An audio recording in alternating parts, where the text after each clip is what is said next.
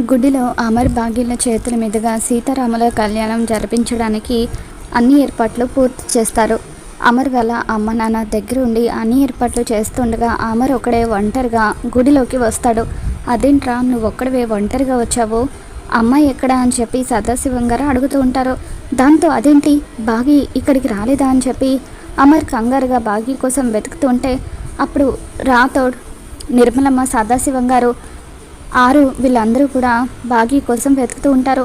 అప్పుడు బాగి ఒక చోట నుండి నడుచుకుంటూ వస్తూ, ఇదేంటి ఈయన ఇక్కడున్నారు, ఎవరి కోసం వెతుకుతున్నారు, నా కోసమే అయ్యుంటారు అని చెప్పి బాగి అమర్ దగ్గరికి వస్తూ ఉంటే అప్పుడు మనోహరి బాబ్జీకి ఫోన్ చేసి బాగిని కిడ్నాప్ చేసి చంపేమని చెప్పడంతో స్వామీజీలాగా బాబ్జీతో పాటు మరికొంతమంది మారువేషాల్లో గుడి లోపలికి వస్తారు. బాగి అమర్ దగ్గరికి వస్తూ ఉండగా బాబ్జీ తన మొహం మీద కాషాయపు వస్త్రాన్ని వేసి బాగిని బలవంతంగా కిడ్నాప్ చేసి అమర్ కళ్ళ ముందే తీసుకెళ్ళిపోతూ ఉంటారు.